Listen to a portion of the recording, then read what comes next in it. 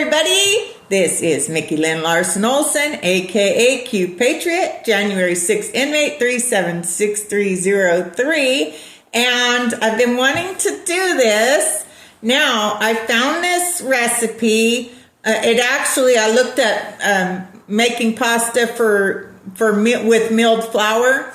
And the recipe is actually with the KitchenAid, which I have a KitchenAid. I love my KitchenAid, and it would definitely be more easy to do with a KitchenAid. But I decided I want to show you a different way, just in case you do not have a KitchenAid like I do. Okay, first of all, I milled my flour. Okay, I milled my flour with my KitchenAid grain attachment. Okay, and I did a video on that. And if you do have a KitchenAid and you want to start milling your flour with the attachment, I just recommend you put it all the way to the highest level, which is 10, and make sure you have it all the way over to make it as fine so the attachment has to where you can move it all the way over and make it as fine as possible. And I use this. This is the only grains I intend to use. Now you have different types of grains from ancient grains. I have einkorn, which I recently used, but when I was doing my research on the best way to do the pasta, the best grain to use, this was one of them, and that's the hard red grain. So that's what I already had available to me, and so that's what I chose to use today. Ancient grains. I've been making bread. I made pita bread. Oh my goodness. I am having a blast. So I hope you will join me on this venture to make America healthy again, because it starts with you. Okay, so I already knew that the breads and the pastas, they have enriched flour, which sounds fabulous, but it's not. It actually means they've stripped it of all the nutrients that your body needs. The einkorn specifically has 40 nutrients in it that your body needs to survive out of 44, so very good. But this is apparently the best for making pastas, so I'm going with this. You'll see it's not white because it's not bleached. And I'll tell you what, when you're using flour that you've milled yourself and there's nothing bad in it, this is a good grain. There's no poisons in this one, so wonderful. And this is what I'm going with. So anyway, so this is me just milling my own grains and using it for whatever. And so tonight I'm using it to make pasta. Like I said, this recipe actually is meant for doing it very easy in your KitchenAid. So if you go to make pasta with milled flour, you should be able to find that when you Google it. Okay, but I got to show off my shirt. Okay, so this Mean Tweets shirt, my very good friend Richie bought me. He bought me this shirt at the October 5th rally in Pennsylvania. And cherish it. But I got this shirt. I don't know, can you see it all? Yeah? Can you see it? Yeah. I got this on TikTok, but I fired TikTok because they kept firing me. So I don't deal with TikTok. And this awesome hat, my ride or die Kim Stevenson knew I was trying so hard to get this Tiffany blue hat. Oh, I wanted it so bad. And so she got it for me. I treasure it very, very much. And anyway, so I just wanted to show you. So I love my mean tweets. So anyway, so let's get back to cooking. And so what you do is you'll put your flour Oh no, can you see it? Okay. Pour it out. Pour your flour out. Oh, can you even see it? Let's move it. Ooh. My battery died on my phone, so I wanted to get this done. So okay, let's get this better. Okay. So the recipe said 2 cups of flour.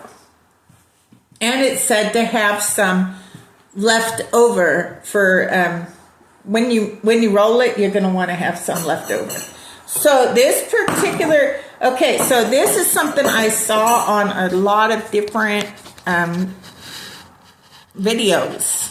And I've already done it this way with a different recipe, but I tried like manipulate it a little bit, and I put some butter that I had that had some herbs. It's all right. Yumlicious? Nah. But this time I'm going strictly by this recipe, other than the fact I'm actually doing it this way in case you don't have KitchenAid. We'll see how it turns out. So, but you can do this, okay? You don't need a KitchenAid. That's my whole point. I want to show you do not need a KitchenAid to do this, okay? So you'll just make like you're playing in the sand when you're a little kid. And you'll make a little hole like this. And then this recipe calls for 3 egg yolks and 1 egg. So I'm sure you all know how, but in case some little 5-year-old is trying to learn, I'm happy to show them. So I'm all about the butterflies. So this is my Linux I've had. Actually found it in my mom's and grandma's belongings, this particular design. So it's very precious to me. So, and yeah, I got so many butterfly stories. Okay, I'm going to go ahead and put the whole one in here first. And then I'm going to do the yolks. So I'm going to go ahead and get all this white out. Well, I didn't do that very good. Oh well. It's not going to really make that much of a difference. But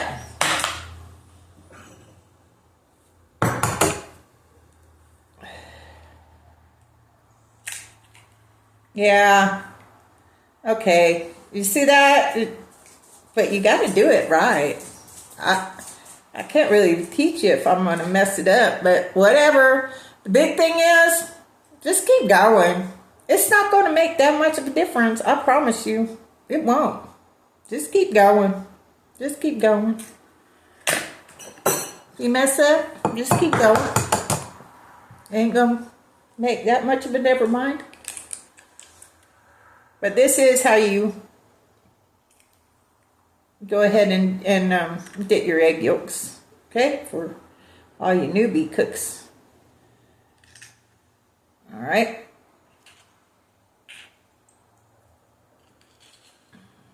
Come on. Okay. All right.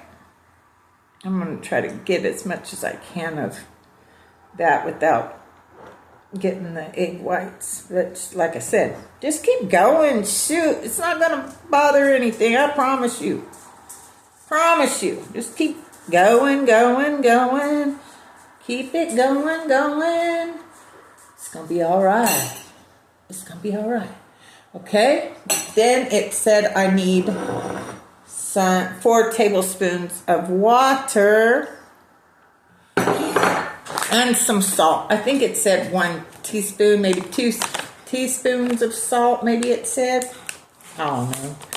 I don't measure very much. But salt should always, but salt also, yeah. So anyway, put some salt in it. Okay, so here's the thing, right? Like all these videos, right? You take the salt, put Try to keep it in the inside best you can. That didn't work out very good. It's okay. Like I said, it don't matter. Just keep going. It's going to turn out fine. Just because it doesn't go as planned. Life don't go as planned, darling.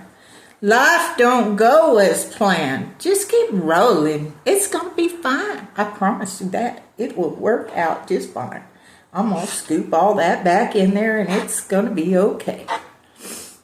But you do want to try to keep it in the little, okay? But it's going to be fine. I guess part of my lesson to y'all is even when life gets messy, it's all right. Everything's going to turn out just fine. It's going to turn out just the way it's supposed to. Yes. So, in case y'all don't know, yes, I was put in jail for January 6th. And it's something I'm very proud of. The judge didn't like that. So the judge at my sentencing asked me, he said, "Do you have anything you want to say?" And I said, "If jail is what I get for fighting for we, the people of the United States, for America Republic, then take me to jail." Oh, he slammed his gavel down. And he said, "There's no need to talk about probation. She obviously has no remorse and she would do it again. 180-day max sentence." Yeah, I did 161 days in Washington, D.C. jail. And President Trump pardoned me.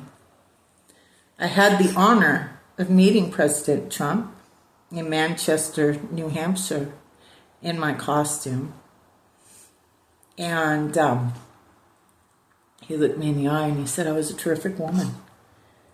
And he said, "They put you through too much." And he said, "You guys are going to be okay," meaning us Jan Sixers. And he said, "You're going to end up very happy." Yes, I went to jail. Yes, I've had my own nation call me a traitor despite the fact I'm a 21-year retired Iraq war veteran that nearly got blown to bits twice in Iraq. I stood in for a man that was too cowardly to do it himself. I was actually supposed to go to Qatar with my friends, working in the Air Force, doing a job I'd done for many years. But there's a woman, the best chief, the best boss, and the best friend. Now, she's a very good friend. We're both retired from the Air Force. But I always said I would take a bullet for her, and I meant it. I still do. I still would take a bullet for her. And her name is Chief Master Sergeant Retired Christine Dawson. Very amazing woman. She asked me if I would go. And I said yes. I didn't know the things I know now. I didn't know the truth about 9/11. I thought George Bush and the Bushes were heroes. I wrote a poem titled "We're Ready to Fight." I wrote it a few days after 9/11, my squadron commander. You see me just kneading? So, yeah, you'll just knead it for a while. So, yeah, try to keep the eggs, but if you don't, it's not a big deal. Just keep moving, okay? Just keep moving. Just keep going. Don't give up. Don't ever give up. Everything's going to turn out just fine. But, yeah, so I wrote this poem. I went back. The first person I read it to was my husband at the time. He's also in the Air Force, David Olson, amazing man. And he cried. And this is not a man that often did that. And then I read it to my boss, Joanna Alec at that time, really great boss, really great woman. And she, so anyway, we'll probably be needing this for about 7 to 8, 10 minutes or whatever. But yeah, I could have done it the easy way. But it gives me a chance to talk to y'all a little bit while I'm working on my pasta. So, back to Joanna Alec. So Joanna Alec, she's Master Sergeant at the time. I was Tech Sergeant 9/11. And I worked for her. And she says, Micki, my husband just called and said that a plane hit the World Trade Center. Can you please go and have them in readiness turn on the TV? Now, we were playing war games at the time, right? Like practicing like we're going to war. So she asked me, I said, sure. So I went down there and I was banging on the door. I ran, which I didn't run. And I was banging on the door. So everybody knows this was so uncharacteristic of me. This is just not something I did, right? So I didn't realize that right across the hall, they were having a big meeting with all the higher-ups, including my squadron commander. So my squadron commander asked Staff Sergeant, can you see what's going on? So he calls me in and he says, what's going on, Micki? And at the time, honestly, I didn't know what was going on. I didn't see anything. We only heard what Joanna's husband. I didn't know there was some sort of attack or anything like that. I didn't know. And so, so I go and I told my commander, I'm still embarrassed by what I told my commander. To this day, I'm still embarrassed by that. My commander asked me what was going on. And like I said, they were having a really important meeting. I said, oh, sir, it's not that important. Yeah, I'm very embarrassed. I told my squadron commander, sir, it's not that important. So I'm needing, and this is going to be a while because you want it to get like I said, it's easier to do it in your KitchenAid for sure. But again, it gives me a chance to talk to y'all a little bit. Okay. I'm probably going to use some more egg just to, so maybe it's good I had a little extra egg yolk. I mean, the whites. So anyway, so my commander told the staff sergeant, please go open the door for Sergeant Larson-Olson and, help her out. So I was watching it. And then we saw what we believed. Yeah, I know a lot I didn't know then. What we believed as the second plane hit the World Trade Center. My squadron commander had me read my poem to the unit when we returned to work. I read that poem September 11th, 2007 at a base remembrance ceremony, and the base commander and the command sergeant major asked me to read it at that remembrance ceremony. I'll cherish that it meant that much. And so, but yeah, I know a lot I didn't know then. But one thing I can say is I got on a plane and I took a combat landing into a war zone and almost got blown up at least twice.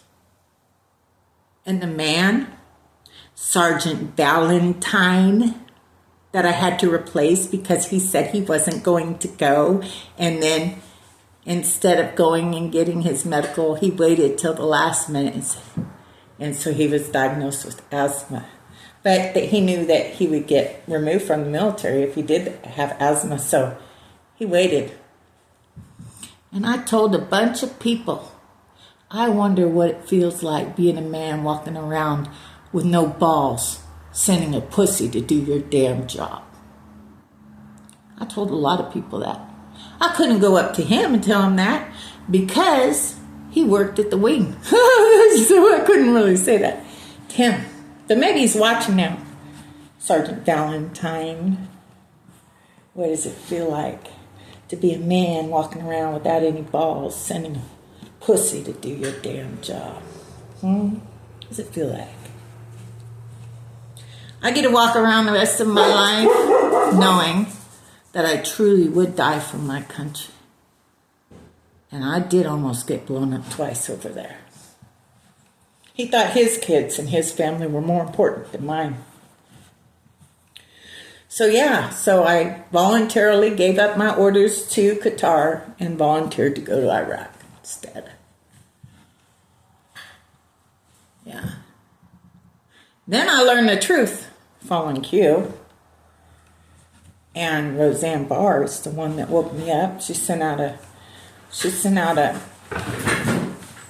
tweet asking who is Q.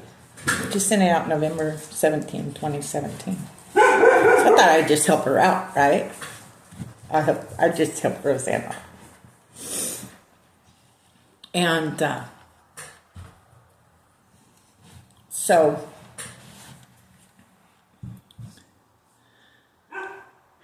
for 8.5+ years, my 2-minute journey of helping out with the Q Truth Movement definitely has been a journey and one I wouldn't trade. And I had the opportunity to tell Roseanne to her face, thank you, Roseanne. Thank you for waking me up. But I also wish I could go back. I wish I could go back because I was supposed to ask a question about myself, but I really wanted to just tell Roseanne, thank you. But if I could go back and do it again, I would introduce myself to Roseanne Barr, and I would say, Roseanne, my name is Master Sergeant, retired Micki Lynn Larson-Olson, Iraq war veteran, Navy mom, January 6th, inmate 376303. Roseanne, do you think the truth about the 2020 election, 9/11, and January 6th will ever be known to the world? So Roseanne, I doubt you'll see this, but I was that girl that showed up. I was that girl that showed up to your stand-up in San Antonio wearing my QPATRIOT costume. So, I love you, Roseanne. Thank you. Thank you for waking me. Thank you for waking me up. So, anyway, I'm going to go ahead and I'm going to continue to knead this. It's going to take a while. Probably add some more water to it, a little bit more water to it. But that's how you do. That's how you do it. And if you need to, and you'll wait until it's like a smooth ball. Like I said, this recipe was like but yeah, you'll just knead it. And it's probably going to take it out. It's going to take some more time to do that. And but anyway, I'm going to work on this. I haven't made it with this recipe before, so I'm gonna work on it some more. But I at least wanted to show you about how you can do it by just doing, you do it just by putting the egg in there. And this one recipe had some water and so Roseanne, you melted my heart and made it come out my eyeballs. I love you so much.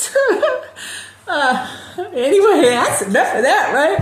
Anyway, my name is Micki Lynn Larson-Olson, aka QPATRIOT, January 6th, inmate 376303, and I am looking in the mirror and starting my Make America Healthy Again journey myself by milling my own flour, and today I'm making my own pasta.